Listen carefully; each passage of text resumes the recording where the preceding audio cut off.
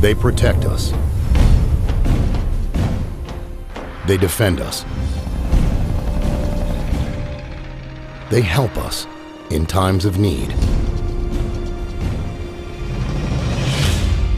But they're being destroyed from within. Last year saw more Army suicides than any year on record. Day Our son was just one of thousands of veterans that this country has lost to suicide. after day only to die here at home in their sleep. after day, He then used a pistol to take his own life. there is a hidden enemy at work, It's got to stop. and it's hiding in plain sight.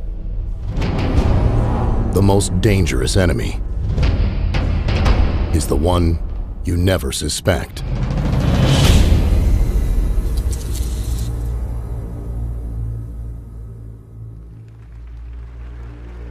June 18th, 1940. Psychiatrist and Brigadier General J.R. Reese addressed the annual meeting of the National Council for Mental Hygiene with a strategic plan for psychiatry. We must aim to make it permeate every educational activity in our national life. Public life, politics, and industry should all of them be within our sphere of influence. But to reach their objectives, psychiatrists needed the perfect proving ground. One with an unlimited budget that could keep on growing. It's all about money. Billions of dollars. It's our tax money. A proving ground with an endless supply of human resources. More people than any other organization in America. These troops are the guinea pigs. They're being experimented on. A proving ground where every order is obeyed, no questions asked. They have to obey those orders. You don't have an option. I'm legally obligated. And a proving ground where any collateral damage would be labeled classified. This story has been censored every step of the way. Brigadier General Reese knew where to look. The Army and the other fighting services form rather unique experimental groups, since they are complete communities. And it is possible to arrange experiments in a way that would be very difficult in civilian life. It was a shrewd tactic, especially when sold under the guise of help. And now the soldier was sick, and unless we do something for him, he may remain sick for an indefinite period of time. Gentlemen, you are not requested to treat these patients. You are directed to do so. Psychiatrists had come a long way. Only 20 years earlier, they were almost unheard of in military life. It wasn't until World War I that they came out of the asylums and sort of worked their way into the military. And it was a very slow, very gradual insertion. Slow and gradual, because psychiatrists were simply not trusted, and for good reason. Their treatments were never known to be scientific. In fact, many of their experimental procedures would later be labeled torture. One of the first uses of psychiatric treatment actually goes back to World War I, when it was used on German soldiers who were deserting and trying to leave the front because of the horrors of the trench warfare on the Western Front. This treatment was dubbed Kaufman cure after its inventor, but few would have called it therapeutic. The traumatized soldier was hooked up to an electric current, which was ratcheted up until he couldn't take it any longer. During this, the practitioner laid in hypnotic suggestions. Diese Kaufmann-Therapie wurde von den Psychiatern als Heiltherapie angewandt und eingeführt. Für die Soldaten war das alles andere als Heilung, weil es ja ein Schmerz war, der ihnen zugefügt wurde an den Gliedmaßen. Und so war wohl der wahre Grund, warum die Soldaten dann wieder an die Front gingen, nämlich, dass sie diese Schmerzen nicht mehr aushalten konnten und lieber sich in Kampfeinsatz wagten, als in der Klinik dauernd Schmerzen zu ertragen. But the pain these soldiers suffered didn't prevent psychiatrists from continuing their experimentation into World War II. And just as before, it was not designed to help their patients overcome the trauma of war. Zum einen war man von Seiten der Wehrmedizin im Zweiten Weltkrieg bestrebt, den Patienten noch schneller, als dies im Ersten Weltkrieg gelungen war, wieder an die Front zurückzuschicken. Das war der erste und sozusagen das entscheidende Ziel, das die Kriegspsychiatrie im Zweiten Weltkrieg hatte. All around the world, psychiatrists used the war as an opportunity to try some very risky treatments on soldiers who had very little to say in the matter. They were electroshocking some, putting others into a deep coma, and filling yet more with powerful, mind-altering drugs. As they infiltrated further and further, they became involved in military recruitment, training, discipline, morale. They were even making opinions about the selection of officers. Then Poole. Poole is an odd sort of man. In civilian life, he was very badly adjusted. In the personal sense, that is, he just couldn't mix, couldn't make friends. By 1943, psychiatry had penetrated so deeply into the American military, the Navy's top psychiatrist bragged, "Psychiatry now has a place in every step of the Navy man's career, from his induction to his eventual separation from the service." It is because of the military that psychiatrists, they became important. You know, they're wearing a uniform now, and they've got the epaulets, and, you know, they've got some power because of the military. The military gave them that. The United States Chief Military Psychiatrist, Brigadier General William Menninger, even wrote a manual listing all the mental problems he thought soldiers could have. But there were no blood tests, no x-rays, nothing observed under a microscope, just opinions. Scientific evidence? No, sir. But this only helped psychiatry.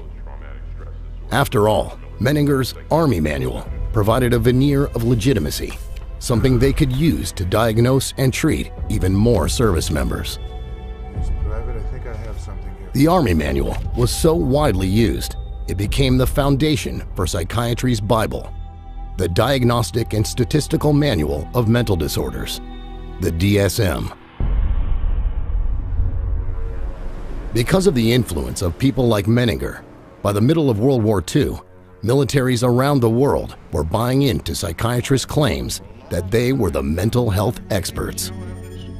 And because of that, psychiatrists were free to try out drugs on a lot more soldiers. The drugs of choice are the barbiturates.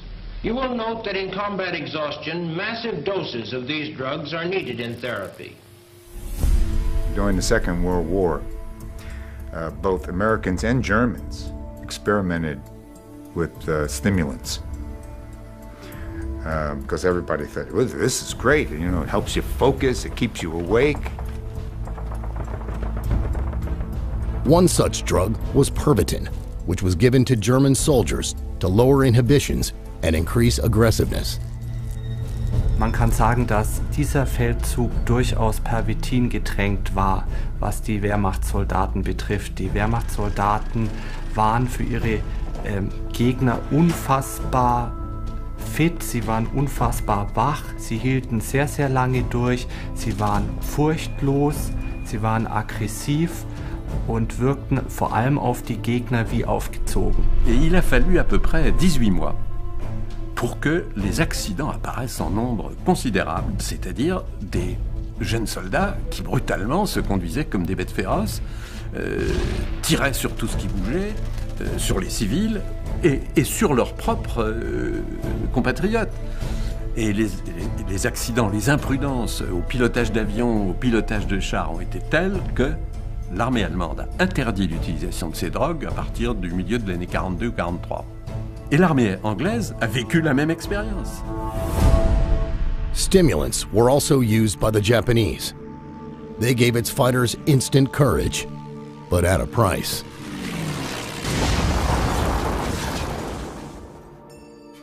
The soldier pictured here was a World War II torpedo pilot.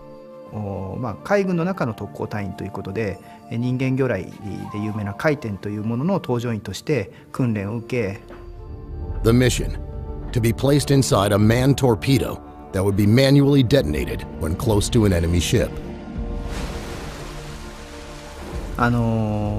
海軍の中ではね、とにかく先行艇部隊、先行艇による特攻を、とにかく成功させるためにということで、海軍ぐるみでというかね、でもってとにかく搭乗員たちにアンフェタミンを投与させて作戦行動を成功させるということがもう行われていたということですね。Although he survived the war, the man's life was ruined. で実際に私の叔父も、帰ってきて、復員してきてからそういった形で今度メタンフェタミンヒロポン中毒になって、で今度ヒロポンが禁止されたわけですよね。今度は何になってか、もうアルコール、もう本当にアルコールはひどかったです。私も叔父が叔母にね本当に暴力を振るうシーンっていうのは何度も見てますし、だから彼自身も実際に、自殺を3度図って。From the 50s through the 70s, psychiatrists in countries like Britain, the United States, and the USSR continued to use their militaries as proving grounds for an arsenal of new experimental treatments. American military psychiatrists used soldiers to experiment with LSD. The squad, composed of volunteers for the test, responded like well-trained soldiers, immediately and without question. The squad, all except the drill sergeant, now drugged with LSD. After a few minutes, the men found it difficult to obey orders. Even though they knew the dangers of this drug, British psychiatrists continued the LSD testing, this time on Marine commandos. Unknown to the troops, the drug was added to the water on the second day. At 11:40, the first effects of the drug make their appearance. The men no longer take cover, they relax and begin to giggle. 70 minutes after the administration of the drug, with one man climbing a tree, the troop commander gives up, saying, "I cannot do anything about this. I cannot control the men and I can take no action myself. I am wiped out as an attacking force." Soviet psychiatrists gave their soldiers God knows what. В советской армии я служил поваром, и обычно перед обедом приходил доктор, врач, и давал нам пакетик, чтобы мы сыпанули в борщ или там в кашу и размешали. Но мы обычно говорили, что это такое. Это нормально, это витамины. Но что это такое, я не знаю. Тем более, что мы, повара, обычно свою долю вынимали из котла до того, как приходил доктор. Up through time, soldiers continue to be given psychiatric drugs for uses never studied or approved. It's been one huge experiment. In the Falklands campaign, aircrew were given uppers and downers so that their flight duty rotas could be maximized. We've gotten reports that the Gulf War II pilots do take amphetamines, they do take dexedrine, and that at the nighttime they're given Ambien to bring them down so they can sleep. So they're continuously on this up and down kind of scenario. Certainly in the Iraq, Afghanistan wars, psychiatry has played a huge role, huge. Psychiatry is now an accepted part of militaries around the world. We're told we should trust psychiatrists, that they're the authorities. Only one problem, though. Things haven't gotten better. They've only gotten worse.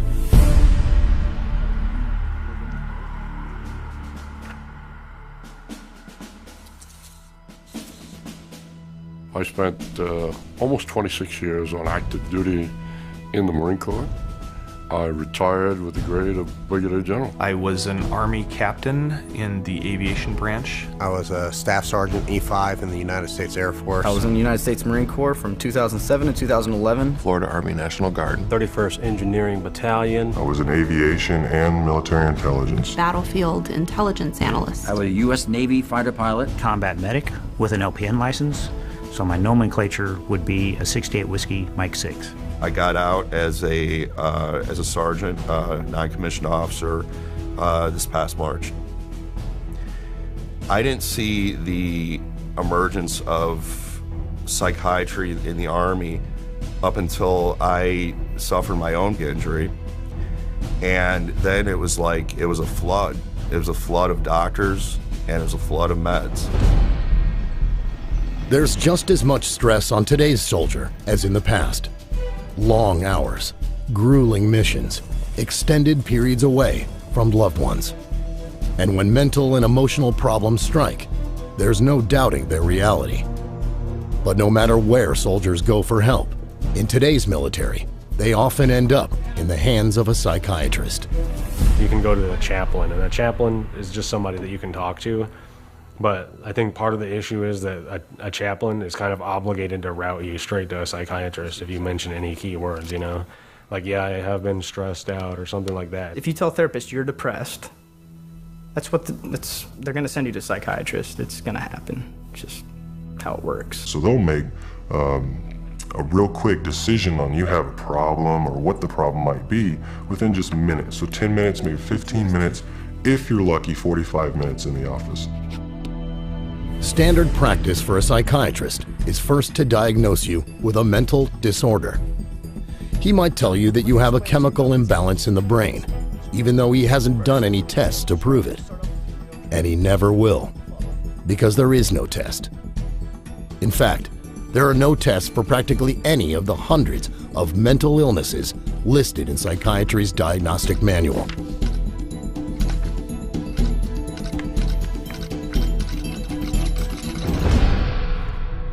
Psychiatry, especially, has no objective means of making any diagnosis. In general medicine, at least you have x-rays and blood tests to go on, and so that's the big dilemma faced by psychiatry. They have zero ability to diagnose, so they have zero ability to treat. No physical abnormality has ever been found. So there is no physical abnormality to demonstrate by an MRI, a CT, an EEG. It's another fraud, pure and simple. It's another fraud. So, psychiatrists are diagnosing you with brain diseases, physical things wrong with your brain that they can't even prove exist. There were no medical tests of any kind. There were no blood tests. Nothing that I could tell that was scientific in any way or medical in any way. Somebody suggests that you have a disorder, a disease or something, there should be some sort of objective test. It's not unreasonable to ask for it. It's not unreasonable to insist on it. Soldier, I'll be right with you. But you won't get one from psychiatrists, only their opinions. And they won't be shy about giving those. There are troops that are seeing psychiatrists who are automatically, before they even open up their mouth, being diagnosed just because of the way how they look. The psychiatrist told me that I would never amount to anything in the military again because of the emotional trauma I experienced and my current, at the time, my depression levels, my stress, my anxiety. I was never going to accomplish anything in the military. I would never be a good soldier again. And the only viable option that the military saw was to discharge me. When a psychiatrist says your life is not worth anything because it's been all some sort of psychosis or some sort of trauma event, or you've got this disease or that, or some brain chemical or whatever, a soldier's life turns into nothing. Every year, thousands of men and women in uniform are diagnosed with a mental illness, sometimes even 2 or 3. This has gotten so out of control that the US Pentagon now spends $2 billion a year on mental health alone. And the Veterans Administration's mental health budget has gone ballistic, shooting up from less than $3 billion in 2007 to nearly $7 billion in 2014. That's a lot of money to spend on a profession that can't even find evidence for its brain diseases under a microscope. Not that this matters to psychiatrists. The diagnosis is only a first step, actually an excuse, to get you onto some very dangerous treatments.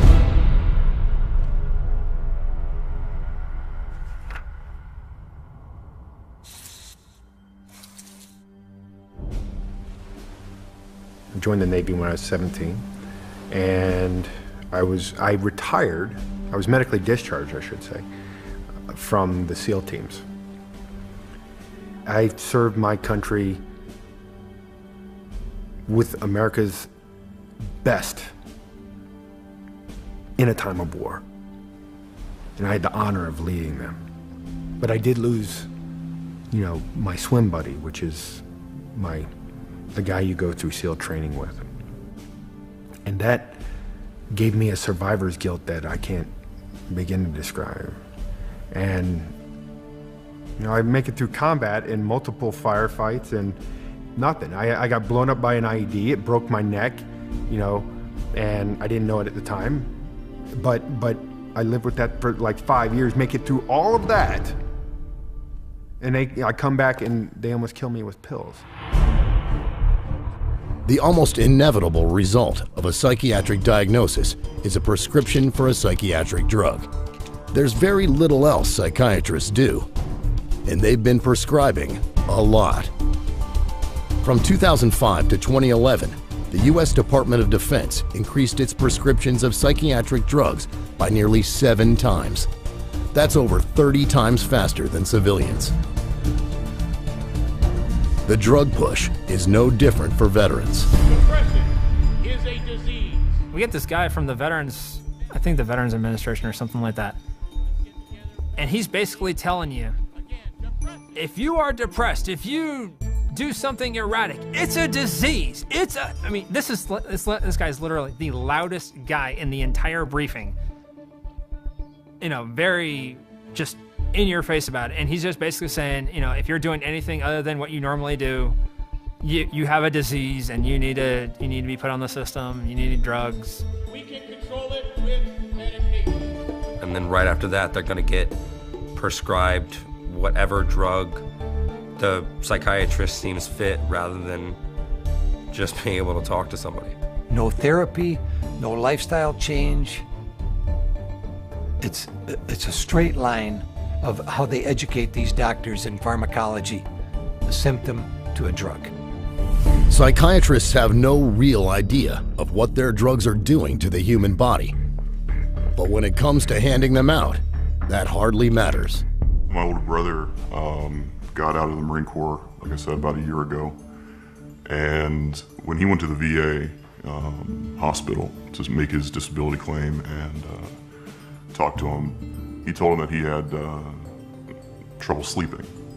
And he didn't tell me what they gave him, but he basically said they gave him a big bag of happy pills. So I came home on R&R from Iraq and got severely depressed.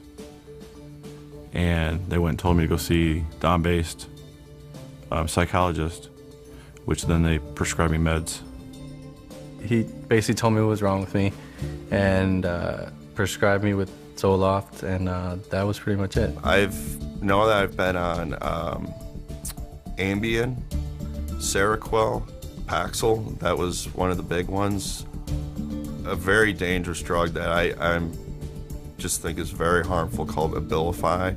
It kind of puts whatever meds you're on steroids. Wellbutrin, Zoloft, modafinil, methylphenidate, trazodone, Prazosin, and Ambien. Starts out with Dexedrine, Vibrid, Dalmane, Citalopram, Thorazine, Citalopram, Prozac, and effects are at the same time. Stelazine, Zoloft, Compazine, Seroquel, Cogentin, Abilify, Nodular, Wellbutrin, IV Amitol, Depakote, Artane, Xanax, Halperidol or Haldol, Klonopin, Mazepam, Adderall, and Librium.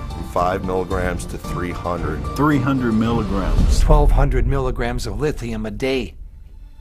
Most individuals who would be given these drugs have no clue what the drug is, really, or what it can do to the mind, really. They just don't know. So it's a blind date. And and sometimes it turns out to be kind of an ugly one. The drugging of the military is off the charts, especially in the United States.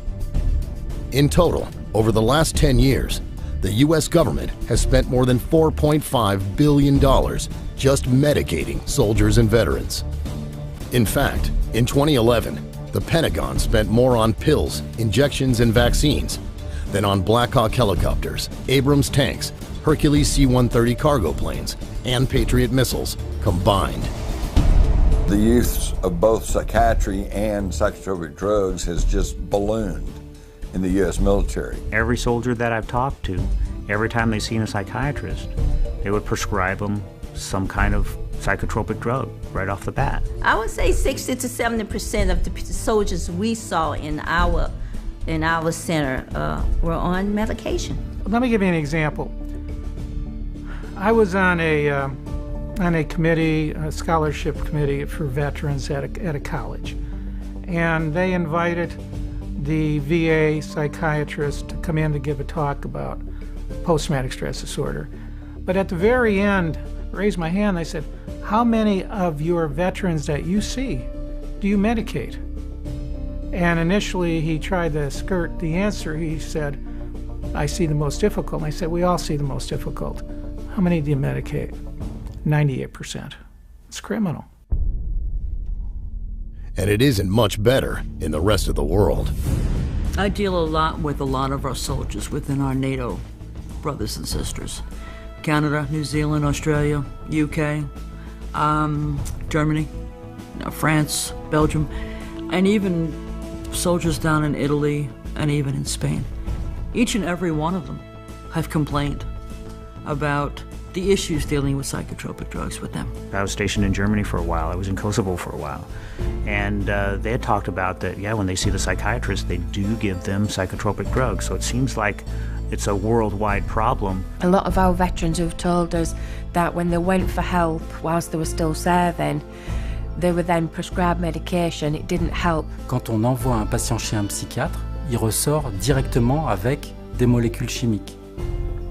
Et ça, on commence à avoir les effets secondaires et on commence à avoir les problèmes. І справді, психіатри давали військовослужбовцям небезпечні наркотики, при цьому знаючи, що військовослужбовці мають в руках небезпечну зброю. Och någonstans så finns det ju någon drivande orsak till att vi skriver ut mer och mer piller. Men vi får ju inte det förväntade resultatet.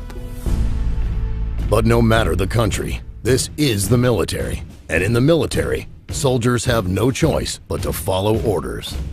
When I'm wearing this uniform, if I'm ordered to see a psychiatrist, I have to go to see a psychiatrist.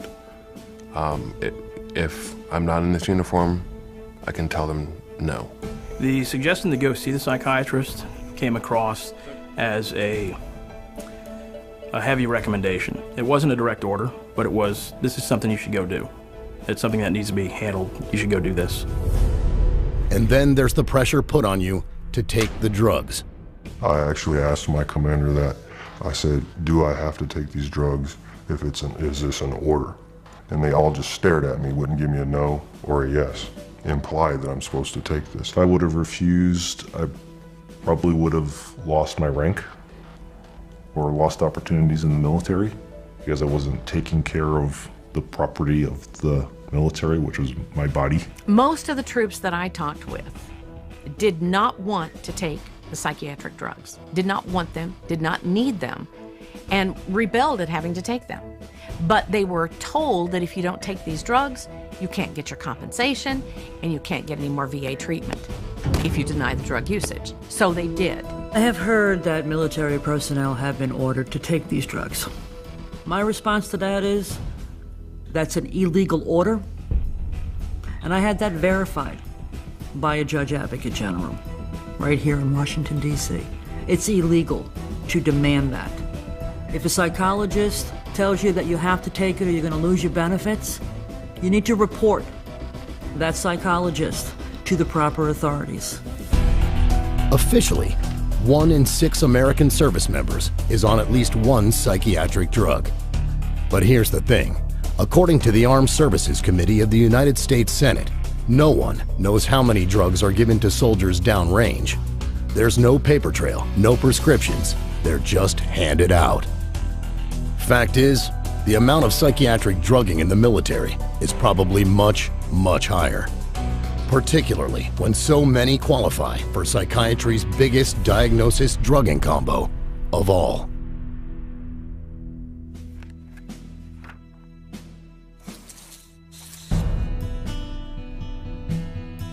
I was in the Army, and when I got out I was corporal. And then I went back as a contractor for the Department of the Army. My original purpose was definitely get involved, serve my country, and then pursue it from that point forward. I personally had been deployed to Iraq for just about a year, and having gone back to Europe, I was having trouble sleeping, and having some issues just adjusting back to this, different lifestyle after having been shot at, nearly blown to pieces, so many times, to this, now I can just go down the road and get a pizza. And one of my officers recommended I go see a psychiatrist. Within 10 minutes it was, so you're probably bipolar, most likely ADD, and PTSD.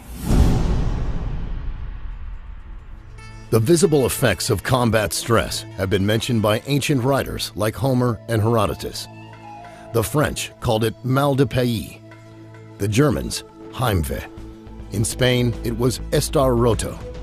Whatever they've called it, centuries of militaries have acknowledged that sometimes the horrors of war can be too much for soldiers to bear. It used to be considered a nervous reaction, an expected part of combat. But psychiatrists today label it a brain dysfunction, which began life in 1980 as post-traumatic stress disorder, PTSD. This war isn't any different than any other than guys coming back with shell shock, battle fatigue or combat fatigue, and now they're calling it post-traumatic stress disorder. It's been around forever. And like their other disorders, it wasn't found through scientific testing. It was lobbied for by psychiatrists and voted into Psychiatry's Diagnostic and Statistical Manual. Literally voted in. Today, it's military psychiatry's most popular diagnosis, and it's spread rapidly into the civilian world. The goal is to combat post-traumatic stress disorder, or PTSD. Helping veterans with PTSD. Soldiers' post-traumatic stress disorder. I was diagnosed with PTSD. PTSD. How many times do you hear PTSD in the media now? People really don't understand it, I don't think, and we're just trying to assign a label to people, our soldiers and sailors that are coming back from these very horrific events that they're being witness to. People who suffer from post-traumatic stress are reacting to a traumatic event in a normal fashion.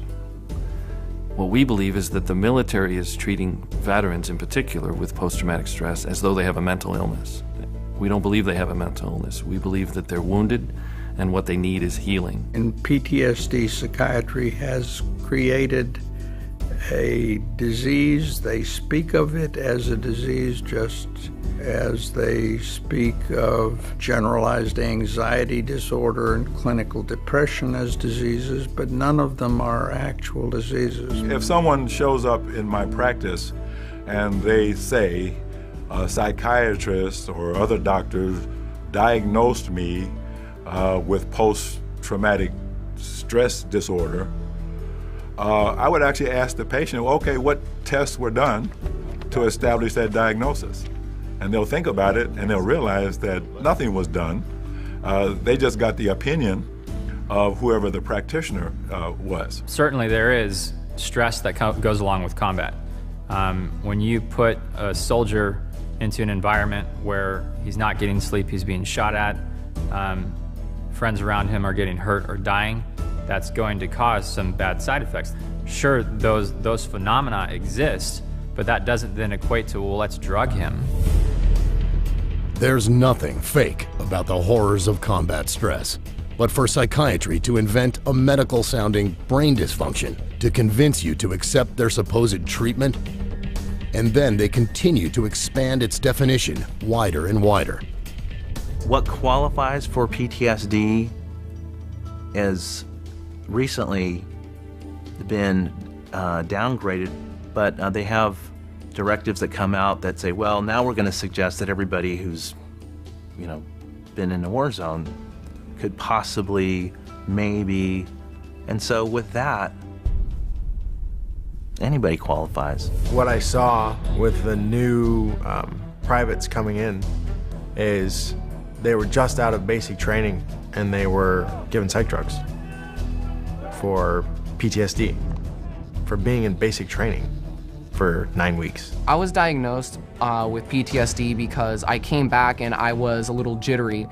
And it's just, I guess they said that I had PTSD from that, when it was just, I was still kind of trying to assimilate back into the scene of not being in combat, of not being over. The determination that I had PTSD was almost made before I even walked into the office. They told me that it was clear that I had post-traumatic stress disorder and that I needed medication to fix it. Nearly every soldier in my company was diagnosed with PTSD. Nearly every soldier. There are 175 different symptom combinations a psychiatrist can use to diagnose you with PTSD. No surprise then that 37% of recent war veterans are being treated for it. Once labeled, 80% will be given psychiatric drugs. And of those vets drugged, 89% are put on antidepressants and 34% powerful antipsychotics. Even after one of the world's top PTSD psychiatrists did a study admitting that antipsychotics don't work. Just because a medication can be widely prescribed doesn't mean necessarily that it's really helpful for overall for the symptoms of post-traumatic stress disorder. If psychiatrists bother to do standard medical testing, there's a chance they might find something physically wrong. Something that they would label PTSD, but is actual physical damage that can be verified with a brain scan. It's called traumatic brain injury, or TBI. And it's estimated that 320,000 soldiers have suffered from it. Traumatic brain injury is an injury to the brain itself, either caused by a concussive blast or a closed head wound. There's some difficulty determining between traumatic brain injury and post-traumatic stress because the symptoms tend to mirror each other. Inability to focus, short-term memory loss, difficulty with rage or anger. You're talking about a physical injury, an actual brain injury, as opposed to a mental health, a condition. You know, it's the two absolutely, totally separate things. I'm handling a Gulf vet who's got traumatic brain injuries. He's labelled with PTSD, and he's got a lump of shrapnel in his head, you know? So, hang on, you don't get lumps of shrapnel flying into your head and embedding in your skull do not leave you with no effect on the brain. The brain's going to take a real hammering from that sort of thing. Of course, most psychiatrists aren't going to spot TBI because they don't check for it. Instead, while the real problem escalates, they'll mask it all with medication, which can make things far, far worse.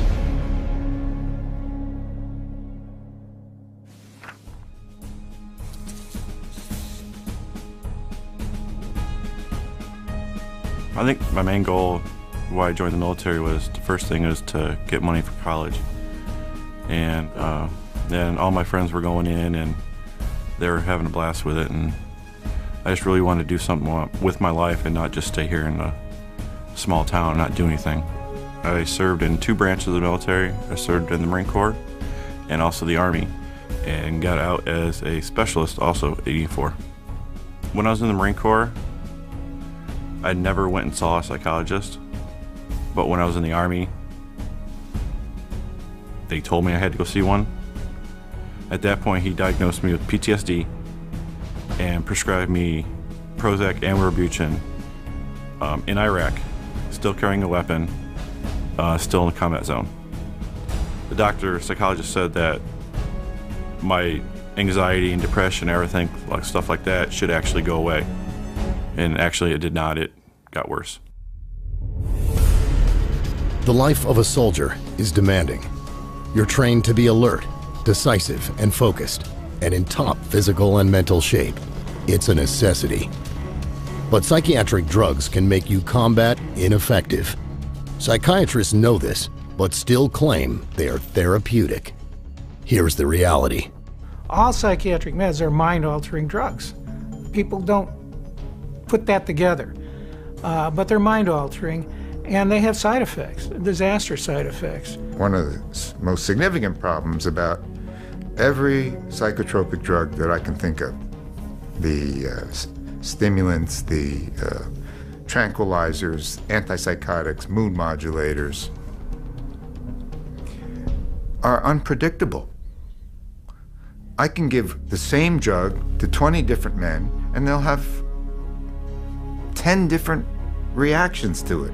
No one, not even the prescriber, knows what will happen with a psychiatric drug. Each one is different, and each has a long list of side effects written in small print on its package insert. My friends that take the drugs that I'm prescribed have very bad balance, a terrible memory. They have difficult talking clearly, speaking clearly to each other. Their reaction times are very slow, and they have a hard time concentrating. It pretty much just erased all feelings that I had. So I was just there. A lack of motivation, really. I just stopped caring. I was constantly demotivated, very worn down all the time. I was constantly sleepy, like not tired, just sleepy. I could stop doing something and instantly fall asleep. 1 minute you can be on patrol, next minute you'd be asleep. That's what those pills do to you. They make you tired. I would get headaches, but it's not like a normal headache. It would be like sharp pains just zapping through my head. My anxiety level was through the roof. I had heart problems. I put on 20 to 25 kilos of extra weight. I probably gained 40 pounds over the course of that period of time. I was up to almost 300 pounds. I was in metabolic syndrome. My body my adrenal system had completely shut down. My muscles had seemingly turned to water, and I could not lose weight for anything. I can't ever think of anybody who's ever said, I feel better. This has helped me. I can't honestly think of anybody who's ever said that to me. And I've seen and talked to a lot of veterans in my time. These are supposed to be the finest, most elite soldiers, physical combat machines, and they're being given something that's harming them, that's destroying not only their body physically, but also their minds mentally.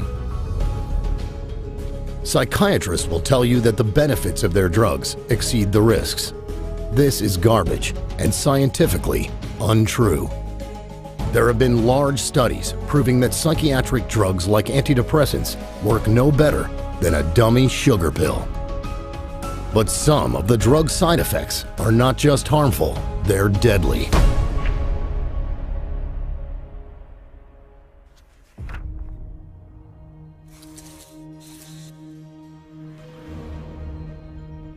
On top of all the terrible side effects you can experience with psychiatric drugs is the strangest fact of all. They don't cure anything. So what do? They alter your behavior by deadening your feelings. This not only prevents a person from sorting things out, but numbs them to the world around them. There's even a name for it: depersonalization. I've had patients who've been given very large doses of psychoactive drugs over a period of about a year, and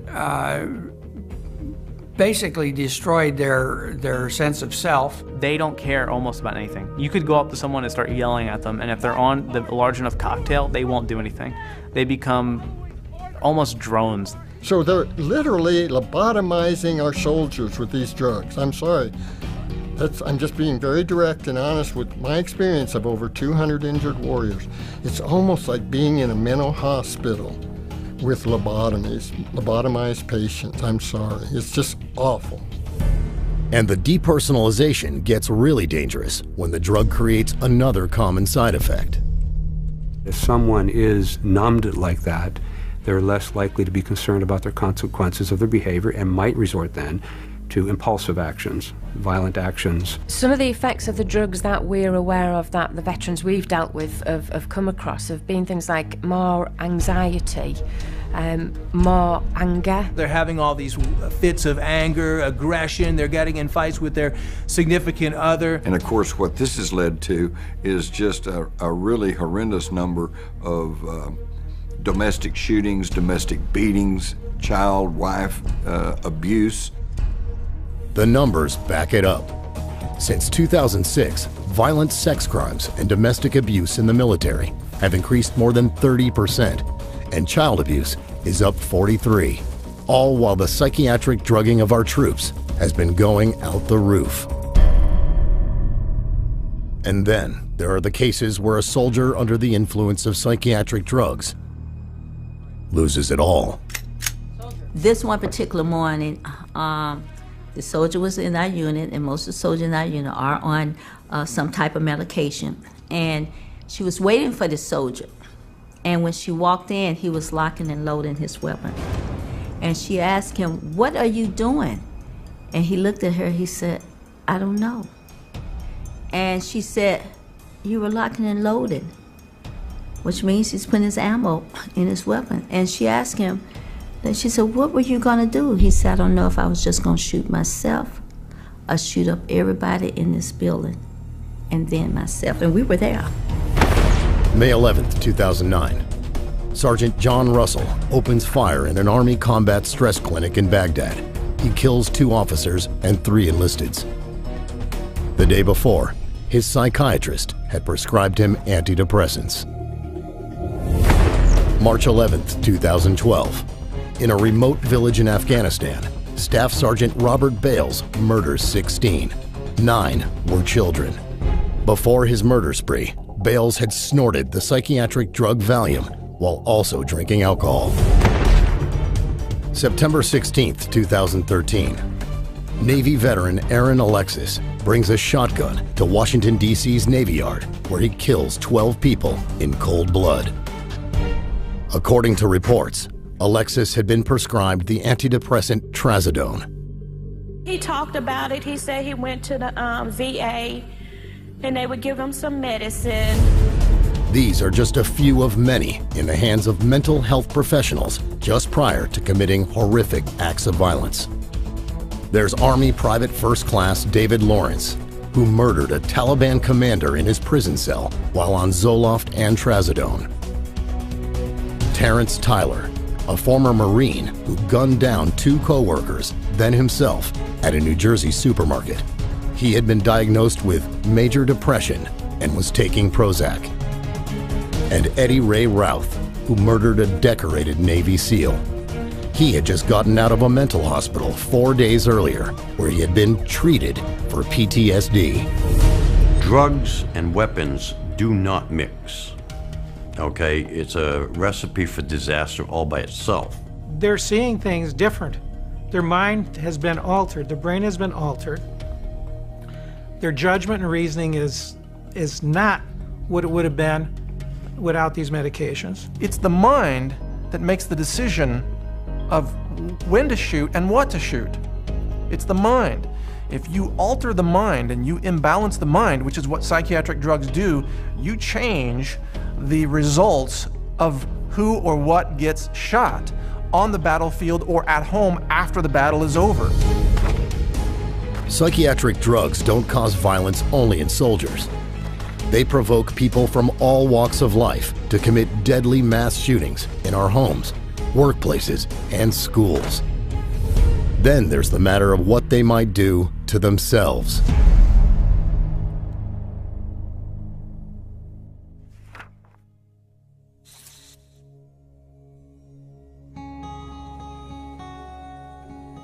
Ever since I was a little kid, I always loved the military. I loved the Army, and I think I always knew that I wanted to, join. I just said, I wanted to go and experience it, and just to serve my country.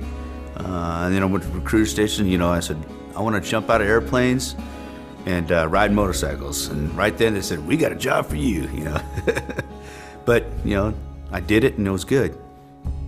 It was right after combat. So, I started getting these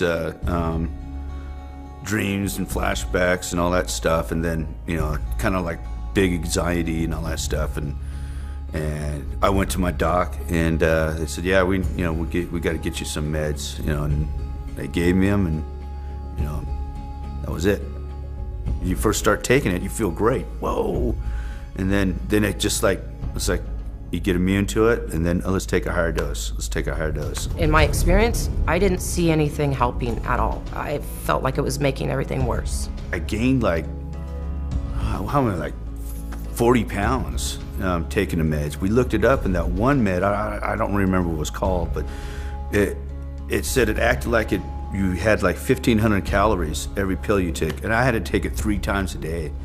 If he missed a dose, then the whole family would know, the whole house would be kind of on edge because you couldn't talk to him. He would snap. You take your meds and you can just start feeling it going down, and then you're just like, bam, and you're a zombie, It almost seemed like he just didn't care about life anymore. He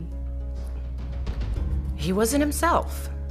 My body was breaking down, and my wife, she's all into herbs, and she's saying this isn't right. And then one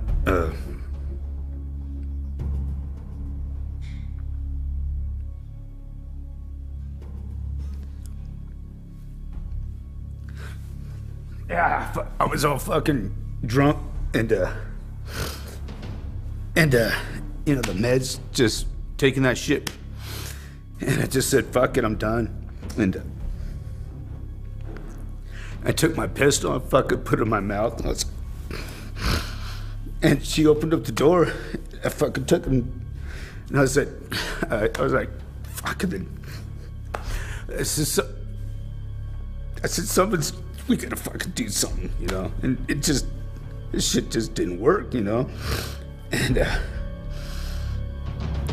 I had to literally grab the weapon away from him because it probably would have happened. That's why I said, fuck it, I'm stopping. I'm stopping taking all this shit. It's killing me. It's gonna kill me. It's gonna kill my wife.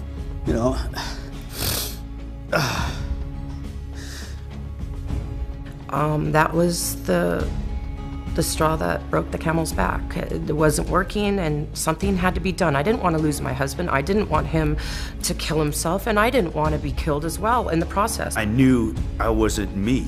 It was the drug that was doing it, and I knew I had to change, or I'd be dead, and that's why I changed it.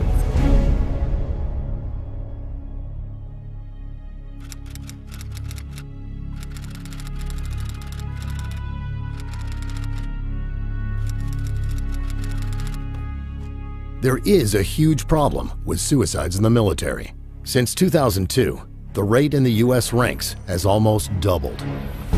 The suicide rate has really been going out the roof here lately with our military members, both while they're still in and once they return back to the States. I would move from base to base to base, and I'd be on different missions at different times. And one minute I'm on a base and I'm having lunch, and I'm being asked, hey, did you hear about those 3 guys, those 3 soldiers who committed suicide? It was a black eye on Fort Bliss. Soldiers were dying left and right. Preventable deaths, we're talking suicides, we're talking about these soldiers getting in their cars or motorcycles going 150 miles an hour and, hitting a median, family violence. It really spiraled out of control. With all this happening, psychiatrists continue to hand out psychiatric drugs in volume, drugs well known to increase violence and suicidal thinking. My psychiatrist at the time had issued me a recommended gabapentin, and I took one, and I think within 30 minutes I had thoughts of suicide. They started me on a really low dose to build it in my system. But even the low dose, I was still feeling side effects of suicide, depression, anxiety. I did notice that there was a lot of times that I thought, that it would just be better to be dead than to keep living like that. And I look back on it now, and I do realize that it was the meds. Yes, There can be reasons for suicide in today's military that don't involve psychiatric drugs. But it would be stupid to ignore the drug's influence. Just ask the troops with boots on the ground. I was military police, actively working as a police officer on the military installation. And in 1 week, I went to about 8 or 9 suicide attempts where the person either overdosed or, said that he was gonna kill himself, something like that. And 1 for 1, every single person was on psychiatric drugs. Because of my role as a criminal investigator, I didn't witness the soldiers while they were taking psychiatric drugs. All I got to see was after the suicide or after the death, and then the reports come out. We'd get called pretty often to investigate. We would have an autopsy performed and would include a toxicological exam, which would determine any drugs in the system, and usually there was some type of drug.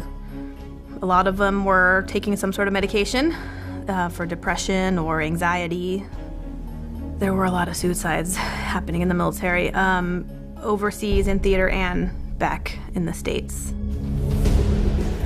From 2009 to 2012, more U.S. soldiers died by suicide than from traffic accidents, heart disease, cancer, and homicide. The U.S. Secretary of Defense called it an epidemic. So, yeah, it's a problem. Some have claimed that this is because of the stresses of war, but 85% of military suicides never even saw combat, and 52% never deployed. Meanwhile, the competence of military psychiatrists is never even questioned, and it's resulting in suicide attempts such as this one. My son joined the Army. He wanted to make a career and become something. He was still sweet and more normal when he came back from Iraq, even though he had, nervousness in crowds and PTSD. He was not different in personality as far as, to that degree like what we saw later on the drugs. And so when Michael said, hey, I'm having anxiety issues, I said, you need to go tell them. Well, and that's what really began his journey. That was the worst step, in my opinion, that we could have ever done. It started off with 1 drug and went to 2. With each successive symptom that he got a new drug.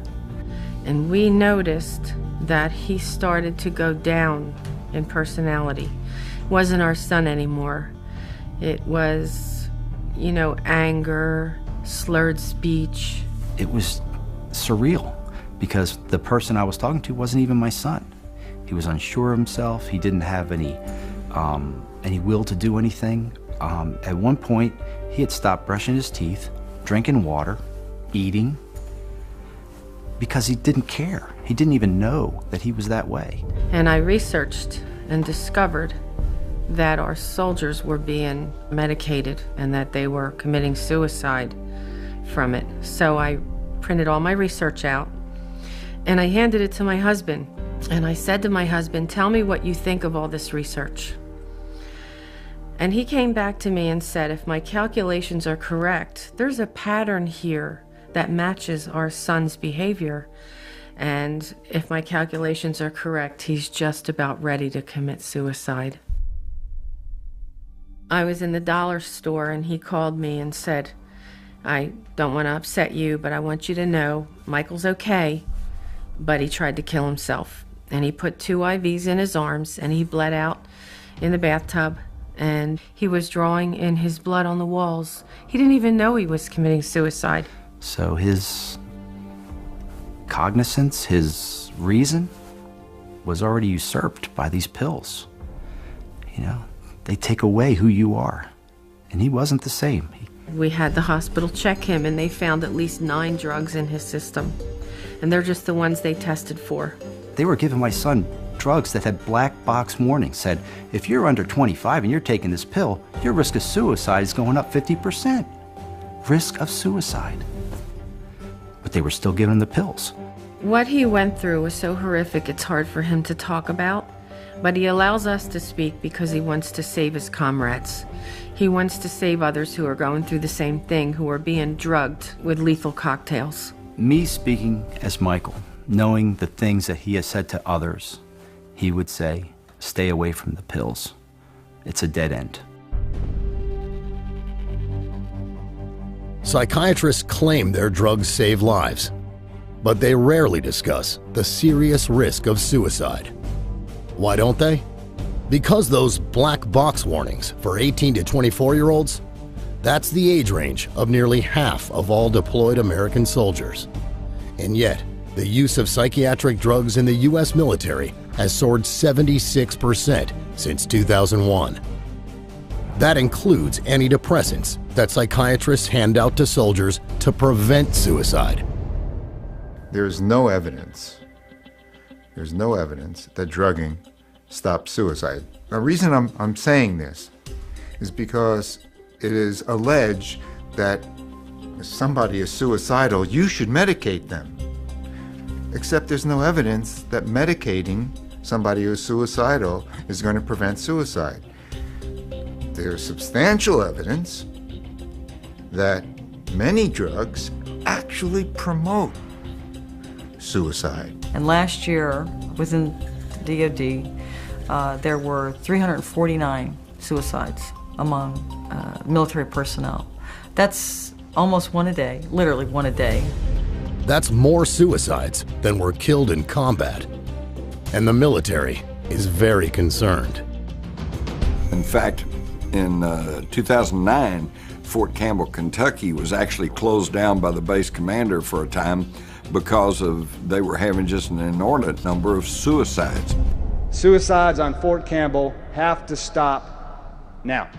The last I heard, the VA was getting close to 450 calls a day to their suicide hotline, which they set up years ago to handle the amount of veterans that have suicidal thoughts on a daily basis. 450 calls a day. It's a problem that has echoed through the halls of government. One of the biggest concerns I have about the military is the inordinate number of suicides that have taken place among active duty and those who've left the military. 3 years ago, I got Congress to hold hearings to examine the relationship between suicide and increased use of medications, and there was a direct parallel. The amount of suicides were increasing proportionate to the amount of medications being introduced. So, do antidepressants cause suicide? Of course they do. So, don't blame the soldiers. Don't blame the military as a whole. Blame the corruption of the military by the psychiatric industry that is peddling false, dangerous medicine, that is peddling a kind of modern-day quackery, calling it treatment, but delivering suicide. And as bad as it is in active duty, veterans have it far worse. They're killing themselves at a rate of 22 a day, one every 65 minutes. But do psychiatrists ever consider stopping the drugging? No. Instead, it's an all-out assault.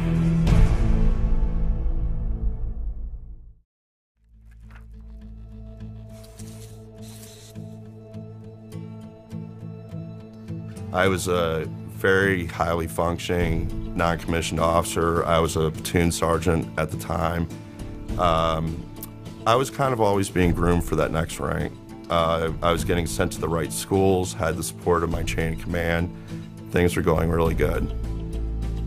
After I witnessed this traumatic event on my last deployment in Iraq, that's when the medications really started coming. I mean, full force. And like I said before, before I knew it, I was on 9 to 12 different kind of medications. And when I was going through the separation process in the Army, I had to get some physicals and evaluations from outside people. These professionals would see my records come up on the screen and the amount of medications that I was put on throughout my time in the Army, but especially the last couple of years, and they would literally gasp. And they were shocked at the amount of drugs, the high doses of these drugs. It was like a 6-page rap sheet. With all the ways psychiatric drugs can react on your body, how do psychiatrists counteract a side effect from a drug they've given you? I can't sleep at night. The stomach pains are worse than They don't take you off the drug. They'll either raise the dosage, which can cause more side effects, or they'll add another drug, which will add even more, then another, and another. It was clear right away that they really had no idea what anything that they were giving me was really going to do. They said, this drug may not work. You may need a different one. This one may need a higher dose. This one may need a lower dose. There was friends of mine that I saw had 2, 3, 4 pills that they had to take daily. You find soldiers that are on dozens of medications. And when I say, 7 to 9 drugs at one point, I'd say that was very average. I've heard as high as 14. I know of some troops, personally, who were given up to 20 different drugs. It's kind of depressing if you look at the number of medications that I've been on. It's very thick. It makes up a large portion of my medical file with the Veterans Administration. And a lot of people were on not only psychiatric drugs, but drugs for their injuries. And the combination made them different. They weren't the same people. They're mixing amphetamines with painkillers and antidepressants and sleeping pills. I mean, even to the unlearned, that sounds insane. This practice is so common, they've even got a name for it: polypharmacy. And here's a little-known fact. Many of these drugs have never been tested in combination, which makes those taking the drugs little more than guinea pigs. The danger escalates with every increase in dose and every increase in the number of medications. I have watched my clients who have been prescribed psychotropic drugs, sometimes a cocktail, often a cocktail, sometimes a single drug, and they are grievously changed. If they were experiencing an adverse effect, how would they know which drug it was? Was it the antipsychotic? Who knows? Was it the antidepressant? Was it a combination? These guys don't know. All they know is they're supposed to take these because their doctor said they'll be better. And in fact, they only got worse. And the problem is that there's no attention to the detail of what happens to these troops that are placed on them. There's no follow-up. They're simply placed on them, given a great big huge supply of them, and they're sent out to fight. In fact, some American soldiers are routinely given up to 180 days worth of psychiatric drugs when they go to the front. No supervision, no restrictions, just take them when they want. And what happens to it when they go into combat? Are they sharing with their friends? Sure they are. That's why I've been told by social workers, corpsmen, medics, that 90% of the troops in combat have at one time or other taken some type of psychiatric medication. It's just a grand, crazy, insane pharmaceutical roulette that's being conducted at the expense of our nation's sons and daughters, really.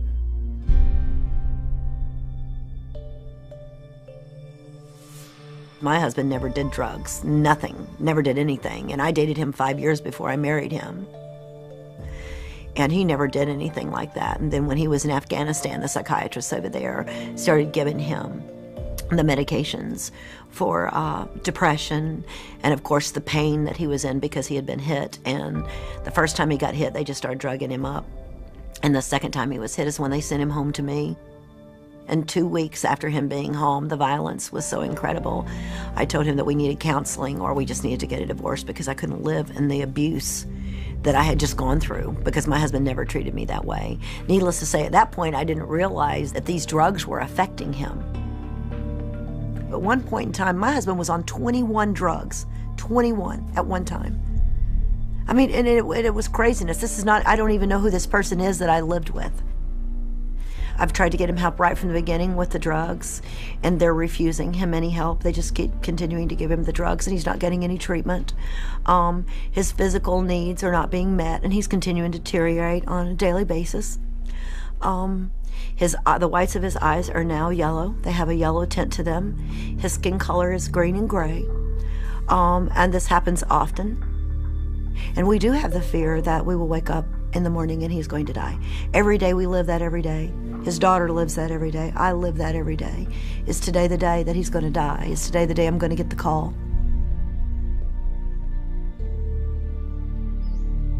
They need to give me my husband's life back, is what they need to do. They need to take him off the drugs so that he can think. He can't think. He doesn't know. The horrible reality is that once on these drugs, it's hell to get off them. You can get addicted to some in as little as 2 weeks. Now we have soldiers coming back from the battlefield and they're addicted to psychotropic medications, and they have a detox reaction back in civilian life, and they begin to exhibit the side effects for which they were being pre-medicated. So they become depressed, they become suicidal. Not only is it dangerous to be on these drugs, it's also very dangerous to come off of them.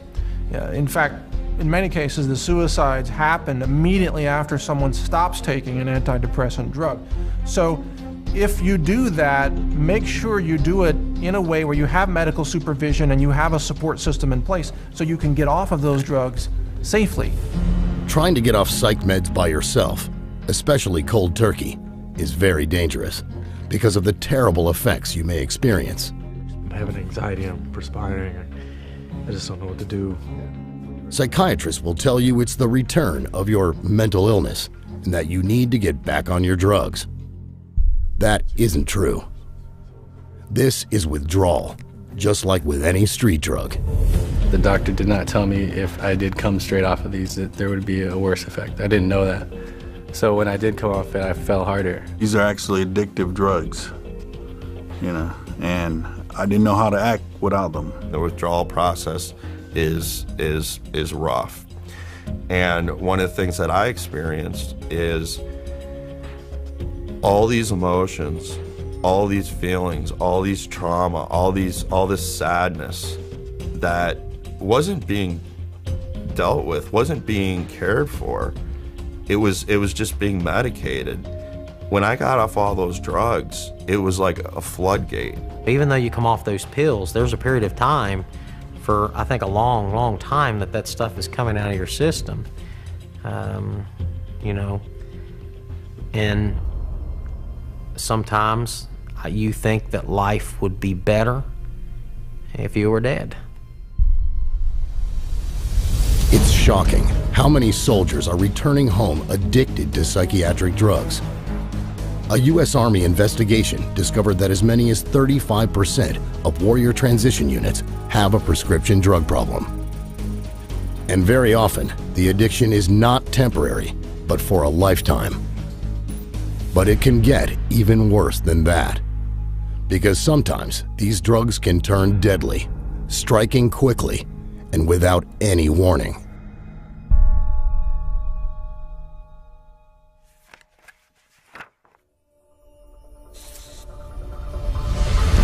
Gunnery Sergeant Chris Bacchus survived the assault on Baghdad, a deployment to Afghanistan, and a second tour in Iraq.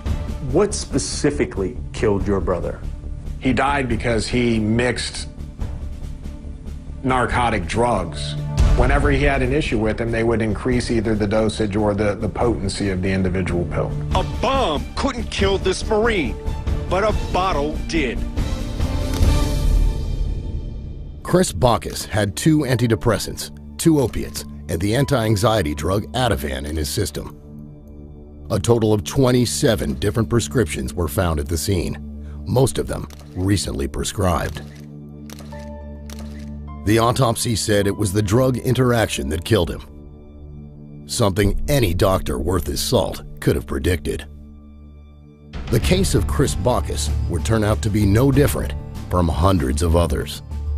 Only 450 miles away, Stan and Shirley White celebrated the safe return of their son, 23-year-old Marine Corporal Andrew White, from the combat zone.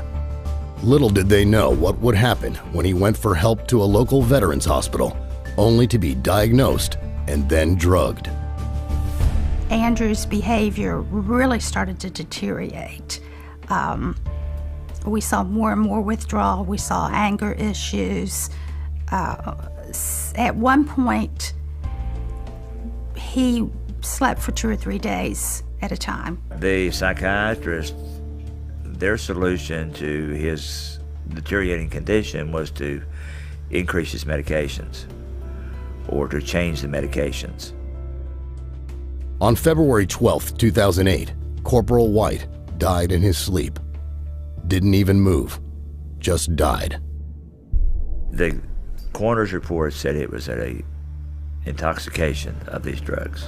Did not mention, but his heart stopped beating. Andrew being 23, being very healthy, not having any major issues, you shouldn't die in bed.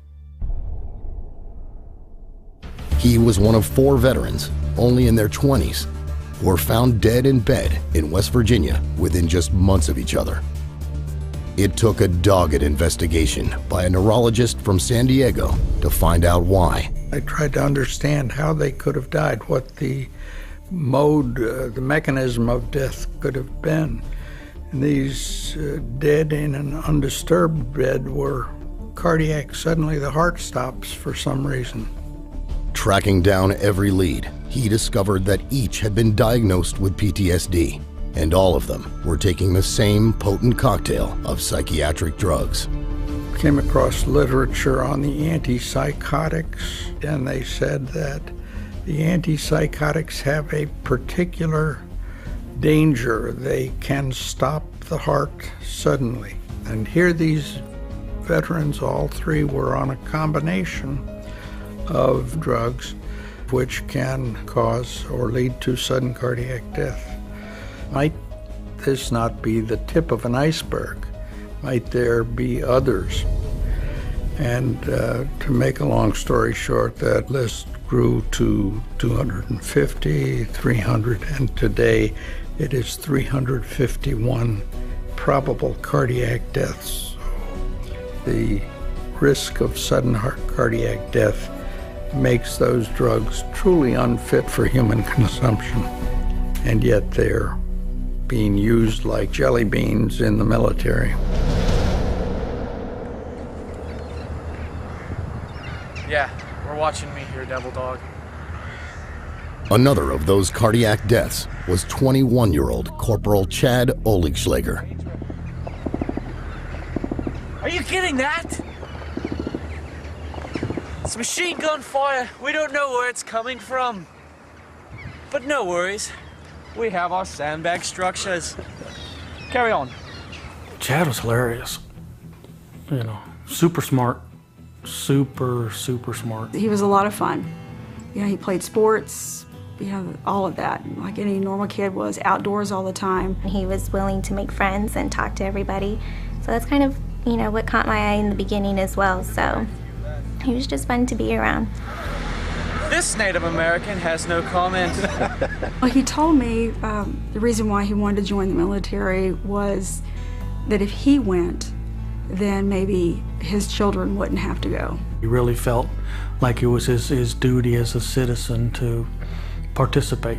When he came back, we realized he was different. He had asked his commander that, you know, he wanted to seek counseling. He needed some help because he was having problems dealing with what he had done over there and what he saw on that first tour. All right, the reason I'm down here and not up there is because as soon as the IED went off, we were talking about a possible trigger man. We don't know where they are because we never know where they are. Just all kind of saw like, okay, they're gonna give you some medication. You're gonna, you know, see a psychiatrist for a little bit, talk it out, things will get better. We were so naive. When he was on the drugs, he seemed like he was just doped up all the time. He was disoriented. It literally turned him into a walking zombie. I mean, after he would take that, And, you know, and he was real adamant about making sure he took his medication on time. It just felt like the medication made him forget what he was doing, made him forget some things that had happened in the past. We'd be talking about stories and he wouldn't believe what I was telling him. And he'd take Seroquel and then 10 minutes later be going back to his pill bottle and say, well, I gotta take my medication. And it's like, you just took it. He wasn't in control, I felt like, in the end. He just really didn't know what he was doing. He wasn't going to work when he was supposed to. He said he would just sleep in his room. We're gonna pause for a second due to malfunctions and technical difficulties. I got the knock on the door at 11 o'clock at night. But when I heard the knock on the door, I knew what it was. They had found Chad. And my thought was, okay, great, where is he? Where's his little shit? You know, I hadn't heard from him. And he said that he was at the barracks. I said, okay, is something wrong? Can I go see him? And he said that they found him in his room, that he was dead on the floor. They didn't know how long he'd been there, that he was already gone, and I couldn't see him. I couldn't even get on base. All I could think of was that he was alone in that room by himself, that he was supposed to be safe.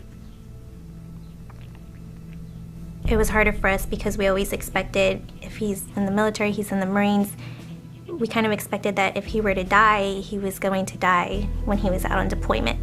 You know, he was going to die, you know, killed in action, something. We didn't expect him to come home and die. I had a doctor at Texas A&M University read the autopsy and then said that the levels of the meds in there were not excessive. They were in line with what was prescribed. Nothing was out of range of dosage, but they looked at it and they said, how come he's taking, 7 of them? It's a lot. And the doctor looked right at me and said, they killed him. I blame the psychiatrists and I blame the doctors for prescribing those pills. Those are the ones that never checked up on him and let him walk out with all the other pills, didn't take any of the pills away, just kept giving him more pills. And they're the ones. Good morning, and hoorah. Psychiatrists call these deaths accidental overdoses. But let's face it, this borders on negligent homicide. And as our soldiers succumb, one by one, to prescribed levels of these lethal cocktails, you have to wonder if psychiatrists even care to find out why. It's bad enough that troops are dying, but this drug taking ripples far beyond the victim. It can also affect the lives of those they love most.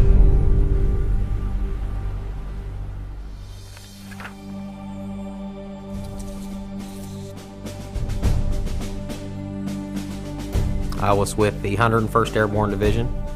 I was assigned to them doing gun truck and convoy security, Operation Iraqi Freedom. Came out as a captain.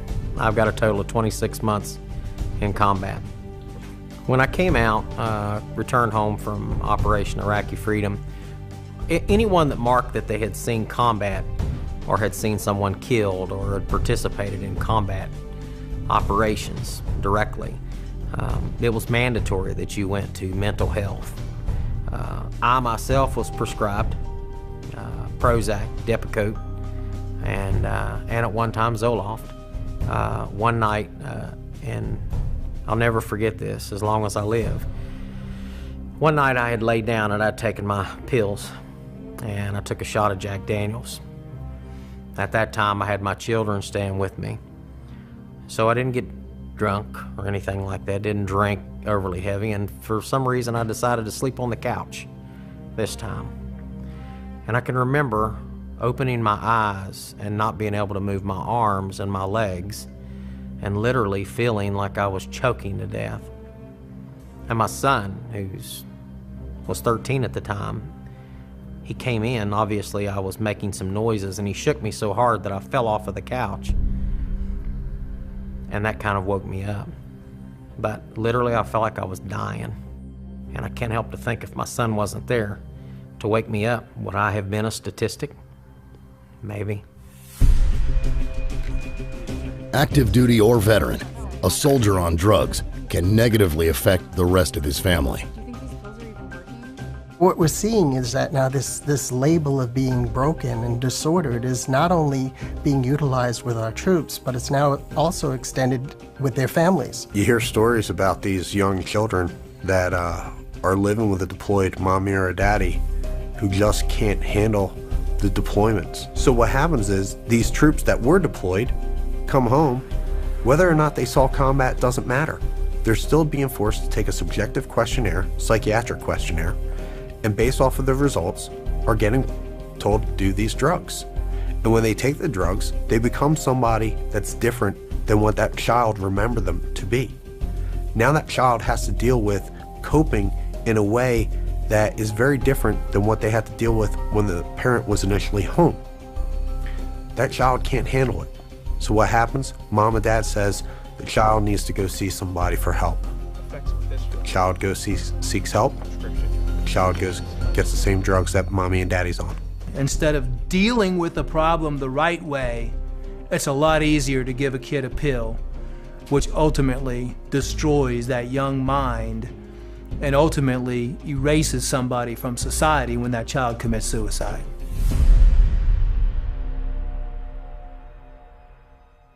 My youngest son, Daniel, was a very funny, a little prankster with lots of friends in the neighborhood.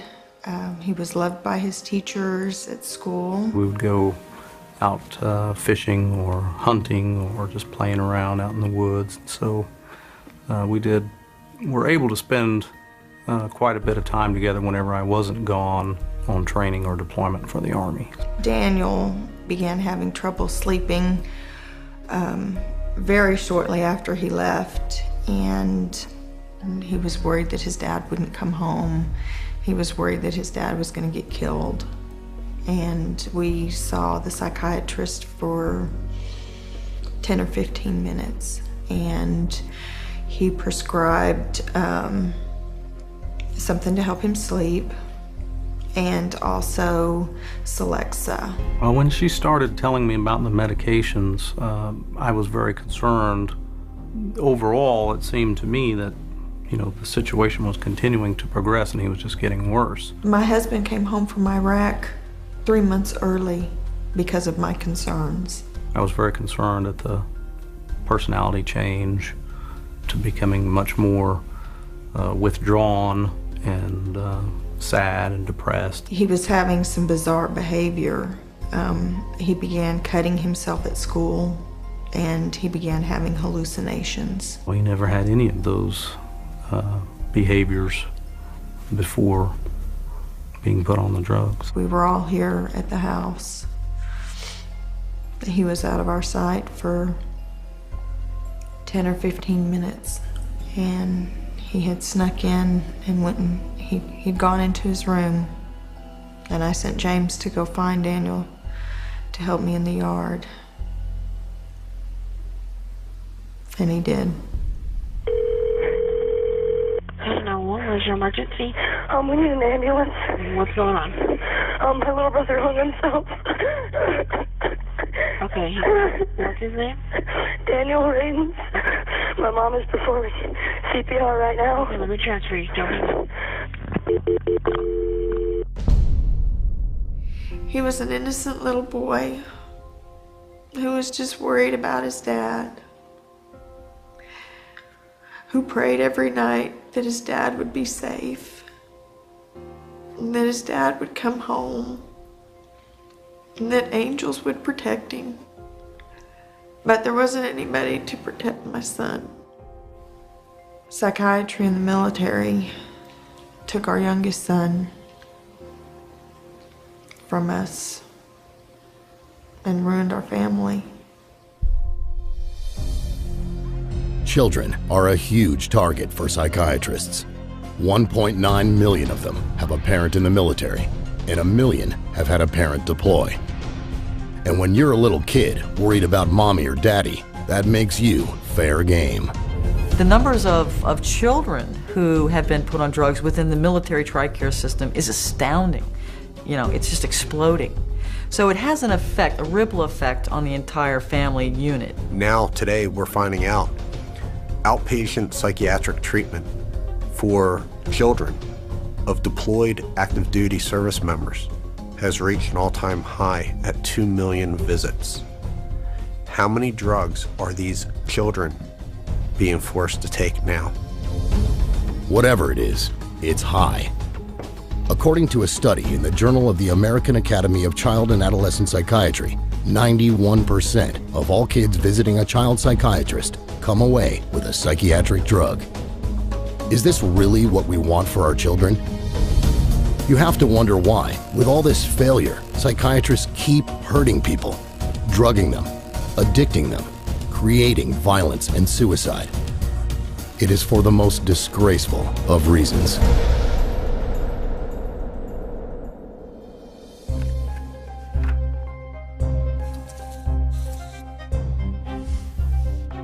Psychiatrists say that disorders like PTSD can't be cured.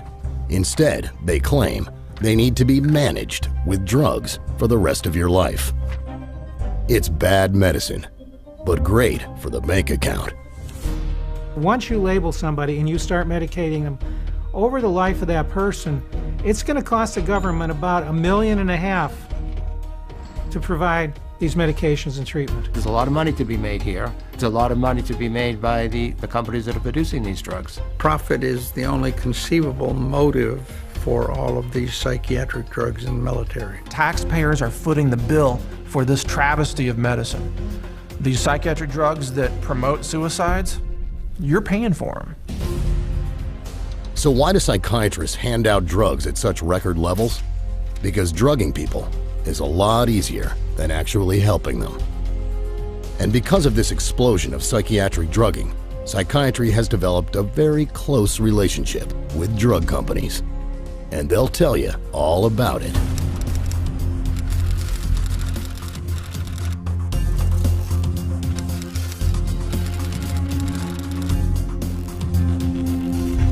Unfortunately, almost everywhere you look, you'll find financial conflicts of interest. Take Matthew Friedman, a psychiatrist and executive director of the VA's National Center for PTSD. Not only has Friedman been a paid speaker for 3 different drug makers, he also sat on the scientific advisory boards of the pharmaceutical companies that make Paxil and Zoloft. And guess what? These happen to be the only 2 psychiatric drugs approved by the US government to treat PTSD.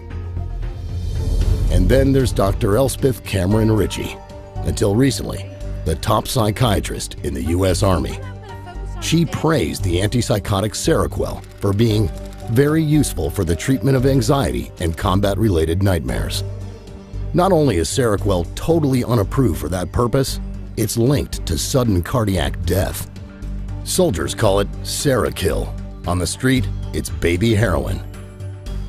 That same year, Ritchie starred in a webcast, partially bankrolled by Seroquel's maker, in which she continued to push the use of psychiatric drugs on the battlefield. Of course, I'm a psychiatrist, so I tend to think of psychiatric medications, and we treat soldiers with medications, with cognitive behavioral therapy, and other sophisticated treatments on the battlefield. Finally, there's psychiatrist and former Brigadier General Stephen Xenakis.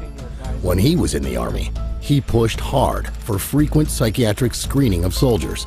The more, the better. Today, the Army screens its soldiers as many as 5 separate times, including a mandatory psychiatric screening when returning home from deployment and a follow-up 6 months later. And these screenings are loaded with conflicts of interest. The development of one questionnaire, recommended by the Army Surgeon General, was funded by Pfizer, the maker of the antidepressant Zoloft. Another screening program for service members and their families is administered by a group given millions of dollars from 8 different drug companies. But Xenakis wants his own piece of the pie. He stands to make millions as CEO of a corporation selling a brain scanning device he plans to use to diagnose PTSD. Bottom line, with psychiatry, it's all about money, certainly not about help. And yet, without reforming this broken and ineffective system, the United States Department of Veterans Affairs recently hired 1,600 more mental health workers just to handle the problems the profession itself worsened.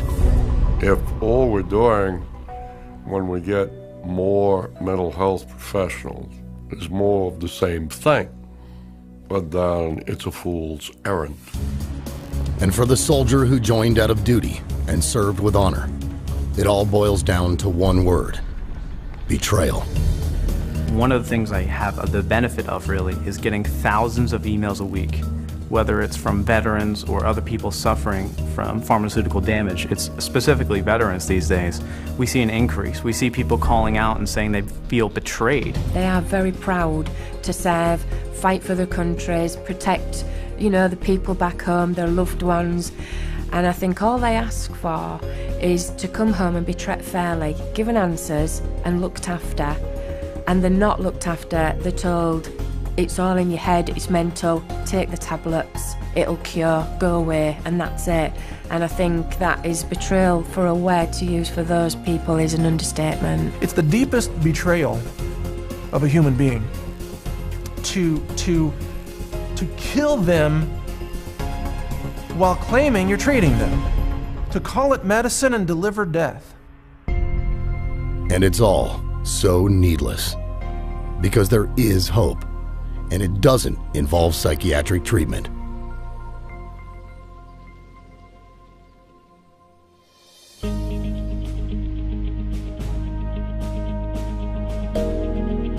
Look around, and unfortunately, you'll find a world saturated with psychiatry. But there are safe, effective, and workable solutions, and they can be found. The main word for soldiers, and not only soldiers, but anybody suffering from any type of so-called mental illness, is that there's hope. That there's hope out there, there's solutions out there, things are available for you to get your life back, to not have suicidal thoughts, to not end your life, and it does not include psychiatric drugs. There is a way to solve this. It's to get rid of the drugs and start treating soldiers like human beings, not lab rats. That's the solution. The vets who get over their war wounds do it on their own, do it with friends, do it with colleagues, do it in support groups. They're doing it separate and distinct from the medical interventions. If you talk to lads, when they get together, they help one another, they support one another. They are aware of fellow feeling, fellow understanding. Psychiatrists, by having the opportunity to disrupt that process by using drugs, can often disrupt it rather than support it. A soldier does need help. He needs care and love and friendship and, whatever else is going to make him feel better personally, but he does not need psychotropic drugs. True medical care can begin with a full, searching, physical examination by a competent medical doctor to check for any underlying injury or illness that may be causing emotional distress. Every symptom should be investigated for physical origins, because if you don't do that, almost certainly someone who has a real physical symptom is being labeled as having a psychiatric symptom, which is false. By making sure that we clear up any physical issues, we begin to make the soldier, the veteran, feel better. Once they begin to feel better, they feel better physically, they feel better emotionally, and they're able to deal with some of the issues relative to the traumas or the stress that they were under while in combat. If you're on psychiatric drugs and want to get off, make sure it's under the supervision of a competent medical practitioner. Getting off the drugs is one of the best things that I've done, and because it's helped me out. It helped me be back being Mike Mezin, and it really saved my life. It's transformed my life, but at the same time, it's also made me look real hard at the damage that those drugs were doing me while I was on. And it was that type of incident that catalyzed my resolve to aborting the system that I was in and moving forward with a non-pharmaceutical approach, which has been phenomenally successful for me. I am not the same person. But there are still many soldiers right now very much at risk for being ordered onto psychiatric drugs. That's why it's vitally important to know your rights. There is an obligation for the service to take care of our sons and daughters that are sacrificing themselves and giving an oath to defend the Constitution with their life. I mean, that's a big deal. The command may say you have to go to see a psychiatrist because we believe you to be unstable. So does he have to show up for the appointment? The answer is yes. However, once you go into that therapist's office, you are not required to participate in that treatment. So on occasion, I have people that call me and ask me, can I refuse this or can I refuse that? And I say, absolutely. Underlying this right to refuse is one of the most important rights of all: informed consent. Informed consent means you have the right to be informed in advance of all risks and benefits of the proposed psychiatric treatment, any alternative treatments, and the option of no treatment at all. Do active duty and military have a right to informed consent? Absolutely. But these soldiers, sailors, Marines are not informed as to all of the consequences of these medications, because if you were truly informed as to the consequences of taking these drugs, would you really take them? And the answer is most likely no. Informed consent is just one of many rights you have under the Military Code of the United States. Numerous other countries also offer informed consent rights, but it is up to you to demand it. Get involved and tell others about these rights. Many courageous survivors of military psychiatry and their families are speaking out right now, and they could use your help. I don't want another family to experience what we've experienced. Unfortunately, that's happening. This is an outrage.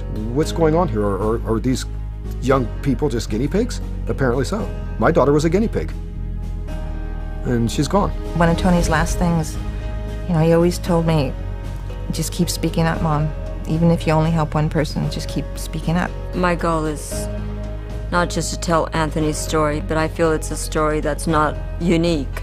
It's something that's happening to so many of our troops. As an advocate for my son and an advocate for wounded veterans across the country, our group that I work with, we're trying to make a change in that direction. So we made it our mission that we're gonna tell everybody we can and have the website have as much information that we can. We've got to get the word out to our soldiers. Don't take these drugs. Don't take these drugs. It's the beginning of the end. Immediate action is needed, not just in the United States, but around the world. More British soldiers and veterans committed suicide in 2012 than were killed in battle. Same thing for the relatively small Australian military over the past decade. 20% of the deaths of German troops abroad are from suicide. And the Russian military has a suicide rate 65% higher than the rest of the entire country. So, what is the solution? Get rid of psychiatry and mental health. Don't leave them in charge. Mental health will not improve until psychiatrists are no longer in charge of it. I truly believe that they are destroying our military. The battlefield is safer than psychiatry. Do you understand that? Statistically, you are less likely to be shot by an enemy than to be killed by a pharmaceutical drug. That's the truth about psychiatry. And yet, psychiatry's reach today goes well beyond the military. It is just as J.R. Reese planned. Psychiatric treatment tested out and advanced within the military, spilling out into every nook and cranny of civilian life. Psychiatry is currently an international $330 billion a year industry. It promised help. It delivers pain, damage, and death. The hidden enemy has now been revealed. What happens next is up to all of us. You've got the facts. Fight back.